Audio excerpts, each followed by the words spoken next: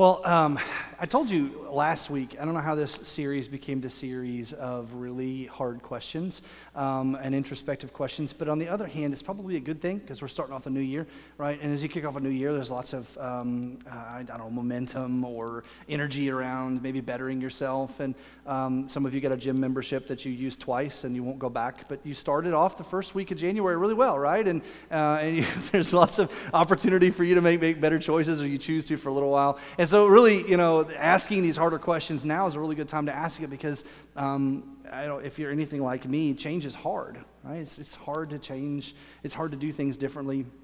So whenever you can take an opportunity where you feel the momentum or the energy behind it, you probably really should, right? So here's the hard question for today. Have you ever felt stuck between wanting more but fearing the next step?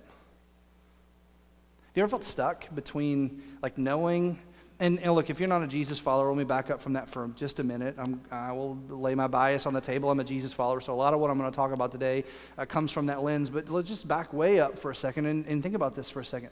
You know something will be better for you. You know something will be better for your marriage. You know something will be better for your career. You know something will be better for your relationships. You know something will be better for your kids or for your parenting style. And you want more, right? You want something deeper. You want something more significant. And you know these things are right. It's not like you're trying to do something that morally is incorrect, or you know that if you grew up in the South, you got to at least have some sort of compass on what you think God might want for you. And so you're probably in the perspective I think God probably wants this for me too, but that next step's a doozy, right?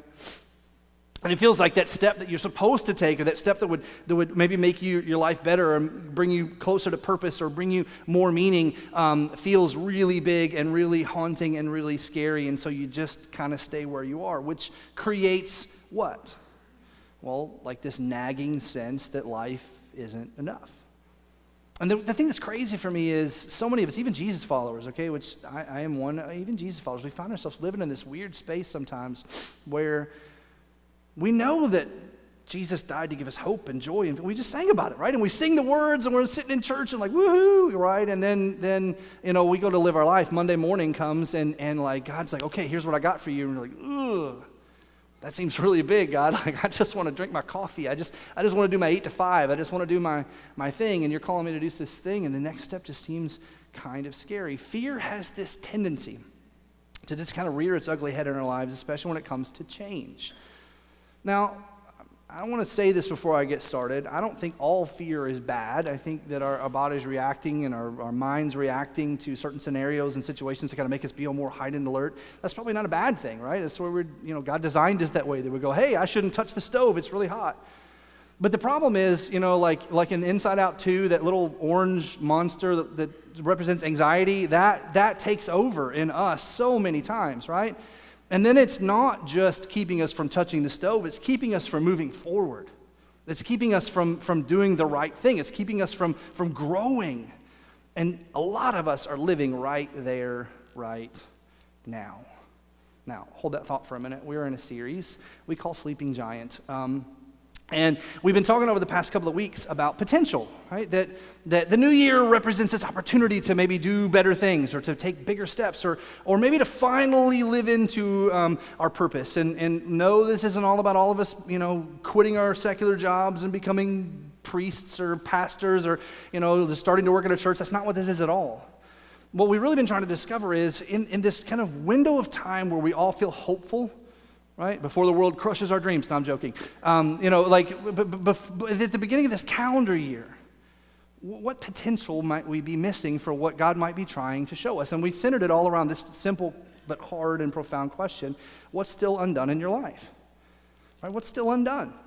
That you just know the conversation you needed to have with your spouse that will make your marriage better, or the laying, burying the hatchet that you need to do with your family, or the way that you need to reprioritize your life to be more present with your kids, or the thing that you need to do that will make your career work out better, or the way that you need to get really be intentional with your school right now so you can graduate on time. All those things. What's left undone, and why is it left undone?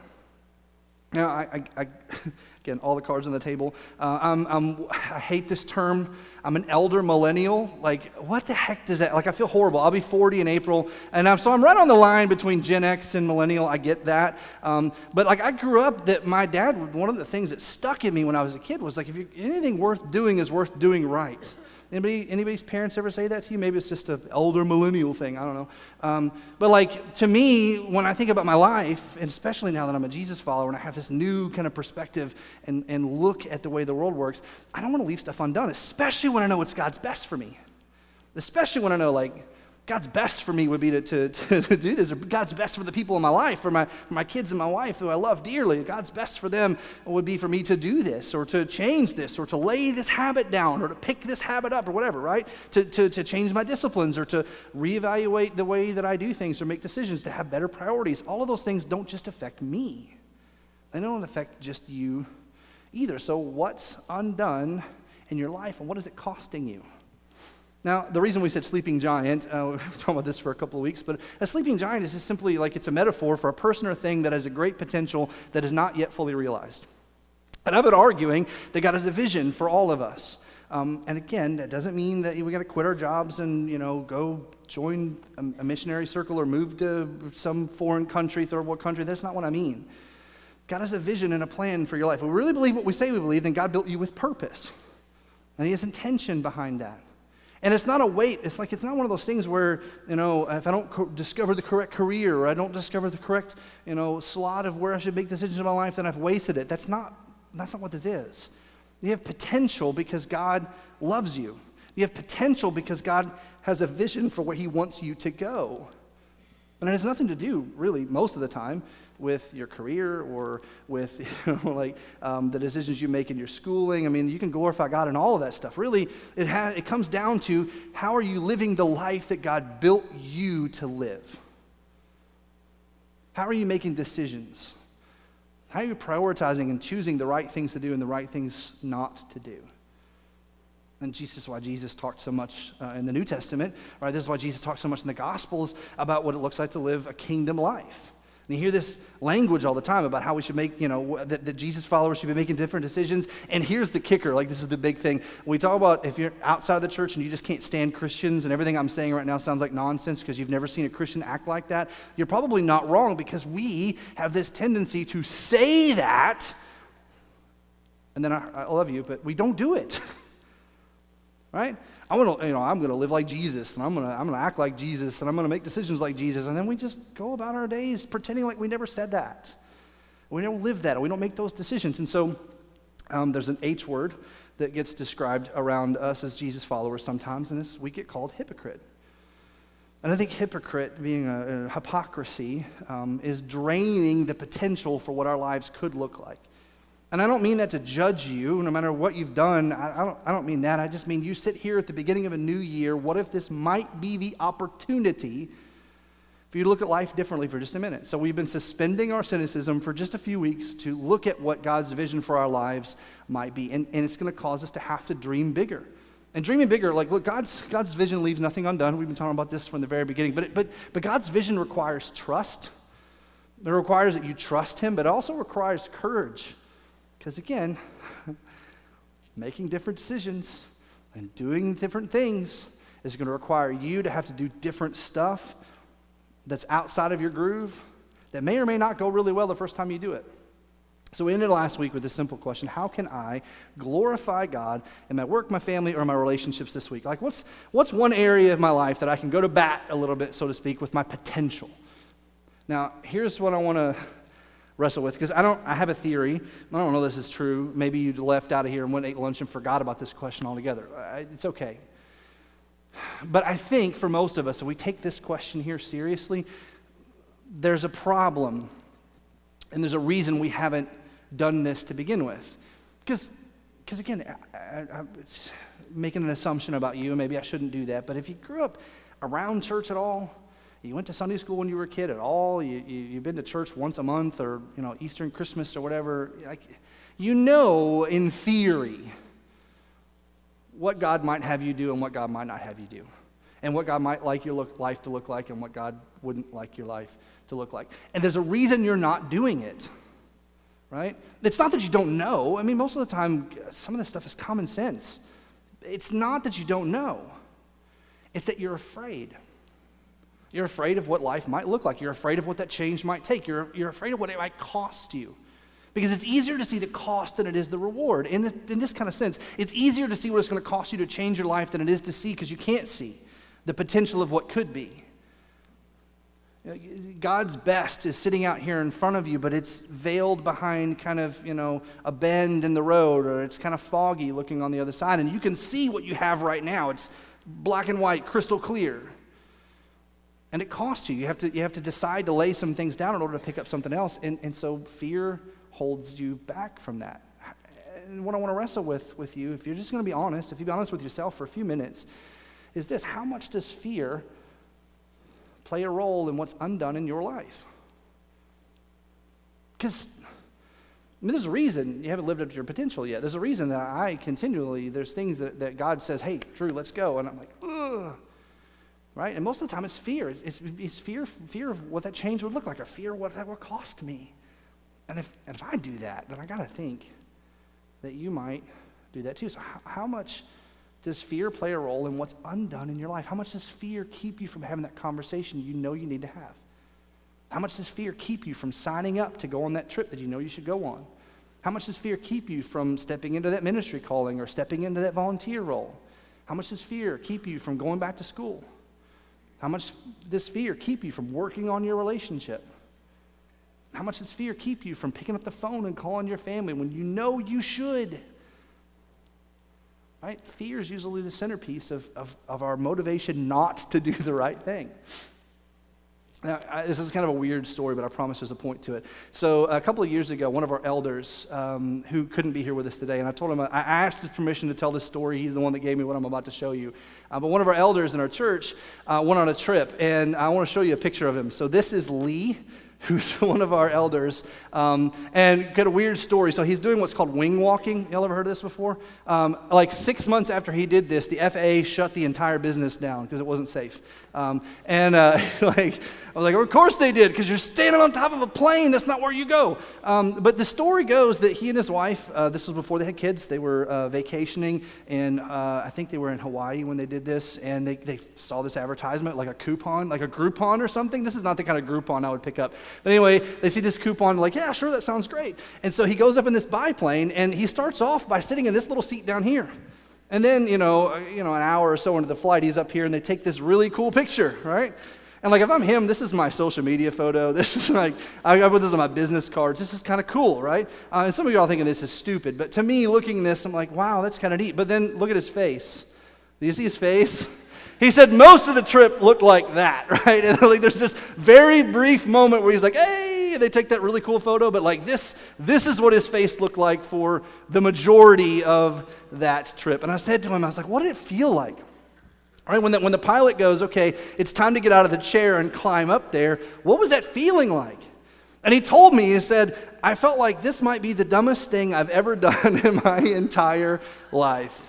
And he said, but it's such a cool photo and such a cool moment, and I wouldn't undo it. And I feel like sometimes, like, look, none of us are wing walking in our lives, okay? But like, it feels like a lot of times when God calls me to do something or change, I spend the first 3 months of that initial, okay, you win, God, with my face feeling like that, Oh, what have I done? Oh my gosh, where's this going? Oh my gosh, well, how am I going to get where you go? God, I don't know how this is going to work out. This doesn't make any logical sense, but you said go, so I'm going to trust.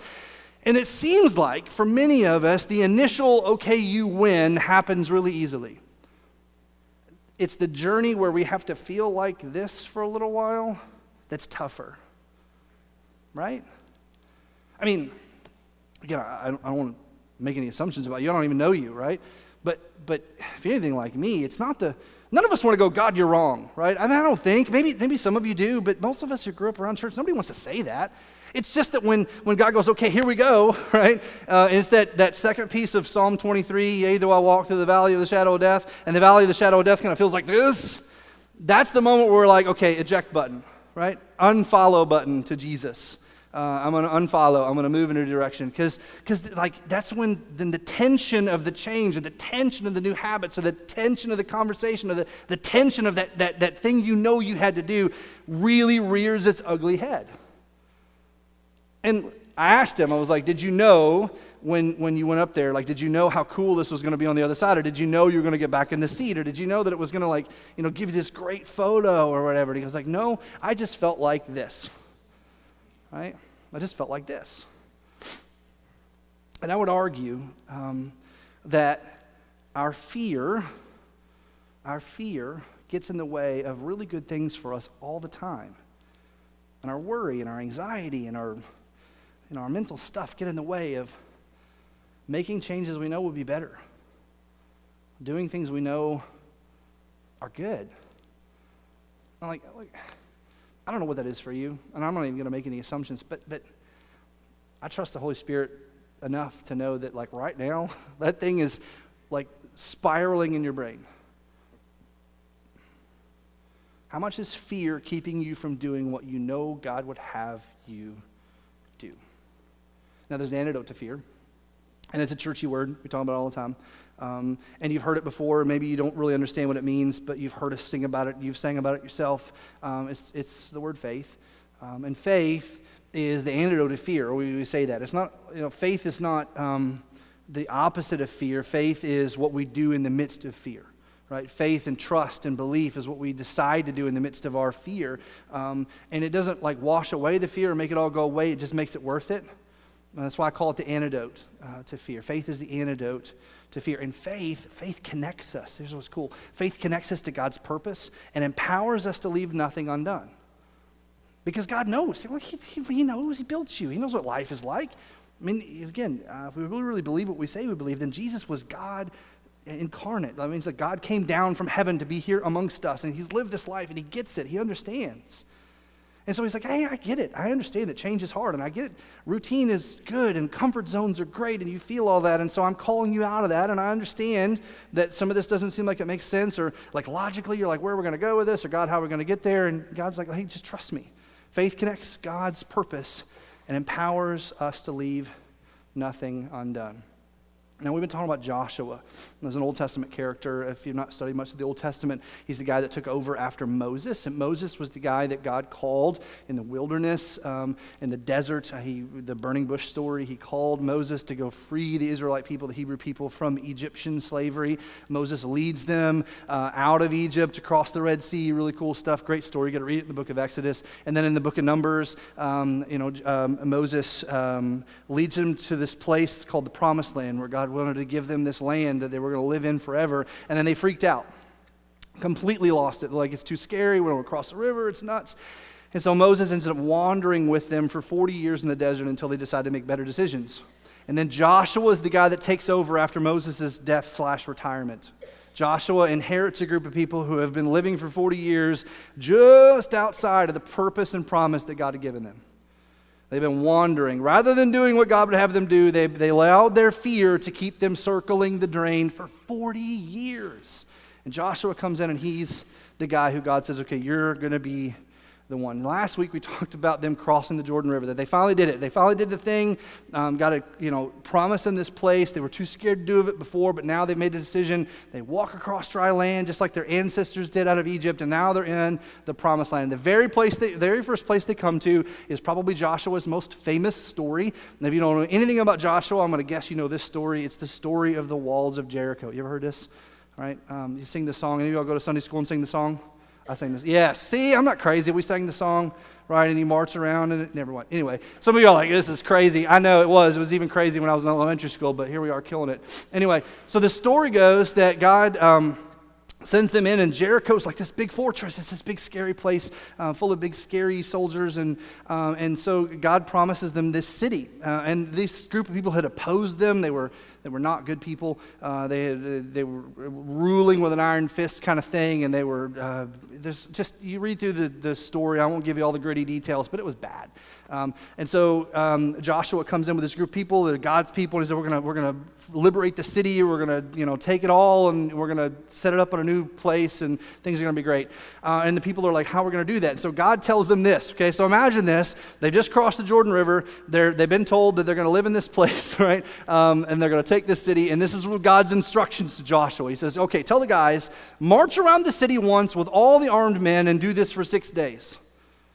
Not like pull out the catapults or launch the cannons or, get extra armor. No, we're just going to walk in a circle. And Joshua's like, hey, we did that for 40 years. Are you sure? This doesn't make logical sense. And we're going to walk that close to the wall that they can see us? Are you serious? This kind of seems scary. This kind of seems foolish. This kind of seems illogical. And then it gets better. He says, also, by the way, have 7 priests carry trumpets of ram's horns in front of the ark. And on the 7th day, march around the city 7 times with the priests blowing the trumpet. So wait, God, we're going to form a marching band. So we're going to put a band together, and we're going to march around the wall 7 times. This is going to help us take the city. And God's like, would you do this? Right? Now, this seems like a pretty ridiculous moment, right? And it is, in a way. But like, copy-paste your situation. Copy-paste your thing that's been rattling around in your brains that you just fear is keeping you from doing. And think about the reasons you've justified for not doing it. And I'm going to guess at least one of them is something along the lines of, it really doesn't make sense. There's all sorts of better ways for me to do this. Or you've been in that analysis paralysis thing where you've thought about it 100 different ways and 100 different versions of the story have popped around in your brain about what you could do, and you've thought about them all so much you just haven't done anything. You don't have to nod. You don't have to elbow anybody. I know you because I've done this too. And God, in the middle of that, continues the story. It just gets even more bombastic. When you hear them sound a long blast on the trumpets, have the whole army give a loud shout. So then we're going to go, hooray, right? And we're going to shout. And then the wall of the city will collapse, and the army will go in, everyone will go straight in, and the city will be yours, right? This is what God said to do. This is not a battle plan. Like, wait a minute, God, this is not a map. This is not a battle plan. This is not the Western Front and the Eastern Front. This is not a way to win. This doesn't make any sense. But the memory of God bringing them across the river was pretty fresh. And the memory of what God had done for them and the presence of his blessing in the days before that was pretty fresh. And Joshua, here's the kicker, okay? Joshua's a guy who says, if God says do it, I'm leaving nothing undone. That doesn't quite make sense. And it kind of seems a little logical, right? God's instructions to the Israelites don't make logical sense. We can all agree on this, okay? It's okay. Even if you're outside, if you're a Jesus follower, you got to admit, this doesn't make logical sense to do. It's not a battle plan. It doesn't make a ton of sense. But they did it. To their better judgment, maybe, or, against their better judgment, I should say, or again, to their credit because they were faithful. But they did it. For 7 days, they just walk in a circle around the town, and then their marching band blows the horns, right? And then later on in the 6th chapter, we read this. And at the sound of the trumpet, so this is the 7th day, at the sound of the trumpet, when the men gave a loud shout, the wall collapsed so that everyone charged straight in, and they took the city. This impenetrable city that they shouldn't have, they took it because they did exactly what God told them to do. And then they won this great victory without having to lose anybody. Like the city just like, whoa, gosh, we don't have any defenses anymore. Game over, right? So God's instructions to the Israelites didn't make logical sense, but their obedience, here's the kicker, their obedience demonstrated trust. And trust is the foundation of faith. See, I grew up thinking, and I was taught this, and if you've been taught this, I'm really terribly sorry because I just don't think it's true. I grew up thinking, like, you're supposed to have perfect faith, right? And that doubt and faith are the opposite of each other. And you can't have doubt, you can't have fear, because if you do, you're not faithful, and that means you don't trust God. That's not what faith is. It's not at all what that is. I think doubt is a very real part of faith, because if you didn't have doubts, what would there be to believe in? If you didn't have doubts, then how would you know you believe? And I got to tell you, I guarantee you 100%, I would bet money, if I bet money, I would do this. I don't bet money. But if I bet money, I would bet that there were people in this camp going, this is what we're doing? Are you kidding? Are you sure? That's a pretty bold move, right? Well, I guess we'll just see how it works out. And they did it. And they were faithful, and they decided to obey. See, I think faith, oftentimes, we think it's these big, massive things, but I think sometimes faith is bold even when it's small. And in this case, it was just start walking. Do you trust me enough to just start walking? Do you trust me enough to just go walk in a circle? Do you trust me enough to just blow a trumpet? Do you trust me enough to just take this one step? And that was bold. And here's the thing, this is beautiful. Bold faith. Bold faith takes us beyond what we see into what God has already prepared. Do you know that? Like, bold faith is the catalyst to get us from where we are to where God would have us be, in that place, in the area we can't see because we're stuck in our own fear over here. Bold faith, choosing to trust because God said so, is what moves you from being stuck where you are to the purpose-driven vision, dream life that God has for you over here. And understanding the difference between going, well, God just wants my life to be perfect, and until it's perfect, I don't have to move. Understanding that that's weak and like foolish and not scriptural at all is a really huge step in deciding to have big, bold faith. Because God's not looking for you to be perfect. God's not looking for you to clean yourself up before he'll do something. And I think when I was a kid, I thought, I got to have perfect morality, or I got to behave the right way. I got to show up to church the right way. I got to sing all the songs. I got to memorize all the scripture. If I read my Bible this week, then God will do the thing. It's like an if-then relationship, that I had this if-then relationship with God. If I'll just be faithful, or if I'll just do the right thing, or if I'll just be a good Jesus follower, then he will do what I need him to do. No, God's faithful regardless of your faithfulness. God is faithful in spite of your lack of faith. It's just that you don't get to see it until you choose to trust him. That's the difference. I mean, the biggest difference for many of us in our lives is not that life would be perfect if I just had more faith. Life is not perfect, but it can be purpose-filled and joy-filled when you choose to have bold faith, when you choose to believe. There's this really great moment in the gospel stories where Jesus comes to the disciples, and this is right before he calls them to follow him. And he's just spoken to a crowd. They've been pressing in on him, and so he steps out in this boat with Peter. Simon is what he's called in what I'm about to read to you. But Simon, Peter, is in the boat, and Jesus finishes his sermon, right? And Peter's just kind of like, it says they've been tending their nets, which means they've worked all night long, and now they're cleaning up to go home to go to sleep. And so this is a long process, several hours to do, and so Peter is finishing up this process while Jesus is giving this speech. And the gospel writers tell us that as soon as Jesus finishes his sermon, he looks down at Peter and says, hey man, listen, let's go out in the deep water and you can put down your nets for a catch. Right? Let's put out a little bit. I know it's a weird time of day, and I know that this isn't quite the normal circumstances for fishing, and I know you did this all night and all things, but hey, would you go out in the water and put your nets down, and we'll see if we can catch anything. Right? And so Peter, God bless him, I feel like Peter more and more because he says the thing, his face can't hide what he feels. If y'all ever have any friends that their face can't really hide their emotions, I'm really sorry, but that's me. My staff knows it. Everybody around me knows it. I don't have a good poker face. I feel like Peter's that guy. And so Jesus is just kind of staring longingly into his eyes. And Peter's like, listen, we worked hard all night, right? We did all the things. And listen, this isn't your job, Jesus. And I don't come down there and tell you how to do your sermons. So you don't have to come down here and tell me how to do my fishing. But we worked all night last night. We haven't caught anything. And then Peter, for some reason, says, but because you say so, I will let down the nets. Jesus, this doesn't make any sense.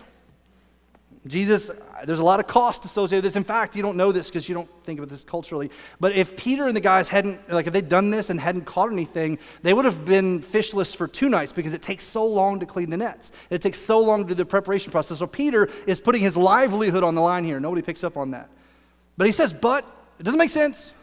But because you say so, I will let down the nets. There's a lot of faith wrapped up in that statement, isn't there? There's a lot of faith wrapped up in that. Because you say so. And one of the things that I've realized about faith, you can go on to the next slide, that's fine. You don't have to know all the answers to take the next step, do you? We want to. Golly, I want to. I want to know all the things. I want to have it all laid out. When we go to Disney World, I'm the guy that has the spreadsheet. And we go from one ride to the other because one, I've spent a fortune and I want to make sure we get our money's worth. But the other thing is like I want to make sure I'm hitting the ride times and I'm analyzing everything and I have the app in front of me. I don't know if you're that guy or not, but I'm that guy. I'm probably miserable to vacation with. I don't know why my wife puts up with me the way that she does, but like I have to have all the answers. I want to know all the things, the steps out in front of me. But what I've realized in my relationship with God is I don't have to know all the answers to take the next step. And in fact, for some reason, probably because he wants us to trust him, God sometimes goes, hey, here's all you can know right now. You ready to go? Again, it comes down to our trust and our faith that God is who he says that he is. Do you trust that God is who he says that he is? You don't have to have all the answers to take the next step. You just have to trust the one who's calling you to move. Do you trust God enough to take that next step? In the Gospel of Mark, Jesus says this really great thing, that another moment where the guys were really struggling with something, and Jesus says something really profound. As a response to their kind of inability to accomplish something, Jesus looks at them and says, hey, with man this is impossible, but not with God. So yeah, if you were doing this on your own, it would not work. And if you were trying to accomplish this by yourself, you're right, you couldn't do it. But hey, you're not by yourself. You're not doing it alone. And the one who's on your side, everything's possible. Everything's possible with the one that's on your side. This is Jesus' response to his disciples. And like, look, I know I'm contextualizing just a little bit, but I feel like the message that God has for us in these moments where we allow fear to keep us from stepping into what he would have us do, the message that he has for us, that he wants to whisper in our ear, that I think the Holy Spirit constantly shouts in my ear, is, yeah, you're right, if you had to do this by yourself, it would not work out. But you don't have to do it by yourself. And maybe it is impossible for you, but it's not impossible for God. Do you trust me enough? God says, do you trust me enough to take the next step? Because here's the thing, faith bridges this gap. Faith bridges this gap between our limitation and God's limitless power. I say this all the time. I know it's one of my statements that I use all the time, but like faith is, when we take our itty bitty faith, we take that little bitty drop of faith that we have, and here it is over here, and we take it with God's great faithfulness, and we put those things together. It's God's great faithfulness that carries the day, but it's our itty bitty faith that has become the catalyst for us to see it. Do you understand? Like when we decide to be faithful in those moments, and it's just a tiny step, if it's just a tiny step in God's direction, God, it like opens up this like fire hydrant of grace and mercy and direction and purpose and power that just come pouring into our lives with our itty bitty step of faith. Because we decided in that one single moment to believe. Now, I made this a you statement, but I want to start off by saying that what I'm about to say, this is me, okay? This is so many times this has been me in my life. The reason you don't see this is because you're so focused on surviving the day that you miss the purpose in it. Look, I get it. You got kids, you got jobs, you got life, you got hurts and hang-ups and habits, you've got struggles, you've got money, you've got debt, you've got groceries to buy, you've got things to do. And life has seemed nothing but overwhelming for so many of us for so long. And it's really hard to look up when you feel like you're constantly forced back down to the grindstone. I get it. And I want to own all of that before I say anything else. That if I was in your shoes and I'd experienced what you experienced and my life looked like what your life looks like, I'm certain I would make the same decisions you've made up to this moment. It's just that. There's these promises that God has made to us. That there's this unbelievable and illogical hope that's been promised and given to us. That takes all the stuff that doesn't make sense and takes all the pieces that shouldn't come together and somehow works it all out. And the step that connects us from this life in the grind to the potential we're missing in our relationship with God is faith. It's trust. So that when we hit those moments and it seems so illogical, right? We're stuck surviving and God says, what if? It's so easy for us to say no.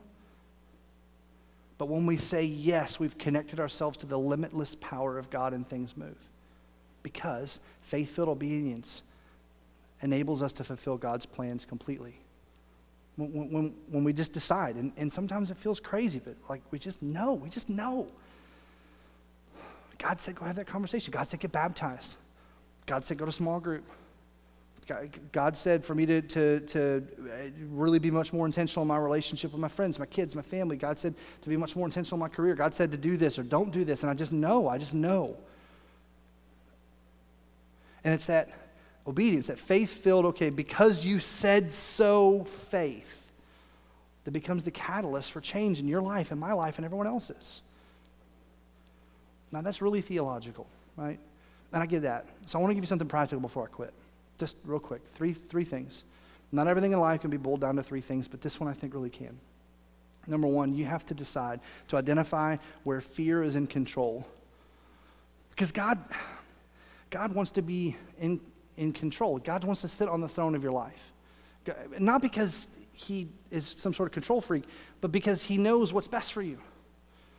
And so when he calls you to step out of something that you're in that feels safe but is killing you, you can't see how great it is on the other side because you're stuck where you are. And God says, okay, look, you need to move. And fear is keeping you stuck where you are. Identify where fear is in control in your life and write it down.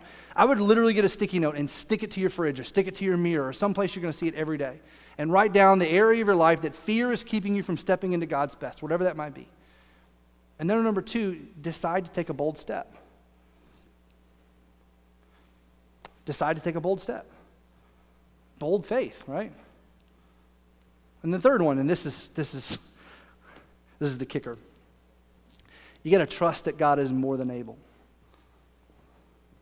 Trust that when you decide to take that step, when you decide to step from where you are to where God would have you go, when you decide to do that hard thing because you know it's right, that God is more than able and more than sufficient to cover whatever it is you're fearful about and to bring you through it to the other side. And it's not an accident that we're going to close with this song that we chose to close with today. It's one of my favorites, and every time I ask Jamie to do it, we don't sing it a lot, but I ask him because I feel like it fits the perfect moment. And so this song we're going to sing is actually called More Than Able. In just a minute, you're going to stand up, and we're going to sing this song together. And here's my prayer, okay? That this might become an anthem for you to take a bold step in God's direction in one area of your life. One area. And then you might go, God, this terrifies me, but you are more than able. God, you know, this feels like a struggle to me, but you are more than able. The opening line of this song is, when did I start to believe that you weren't sufficient for me? What was it that made me believe that you were not enough? And my prayer is that today might be a day you decide that. Now look, some of you might be in this room and that step for you is, God, I've decided just to believe that you are who you say you are. The bold step for me today is to go, I walked in here not thinking Jesus was who he says he was, but I have decided today that you are able, that you really do have a plan for me and I want to see it. And your bold step is to commit to be a Jesus follower, to say yes today, to lay your sin down and to pick up this life that God has for you. Maybe your bold step is to get baptized next week. Maybe your bold step is to go have a conversation with your wife or your husband. Maybe your bold step is to bury the hatchet with your family or to dig into your relationship with your kids, or I don't know. I don't know what that is, but God does, and you know what it is. And God is more than able to walk through this with you if you trust him. So trust him today. If you want someone to pray with you, I'm going to come down and stand on this front aisle. And if you walk up and kneel at any of our stairs, I'll come pray with you. There's plenty of elders and prayer team people sitting around, and you got to take that step. It's going to be a bold step for you to step first, but if you want somebody to pray with you today, don't leave here. Don't leave here without it. We'll stay as long as we need to. Would you please stand? I'm going to pray. Heavenly Father, I thank you so much for the gift of your Son, for the gift of promise, committed to faithful promise from you. God, we just pray that at this very moment, your Holy Spirit might just speak to each of us wherever we are, that you might challenge us to take that bold step, and that we, God, might leave here today closer to you than we've ever been before. God, we love you and we trust you, and these things we ask in Christ's name. Amen.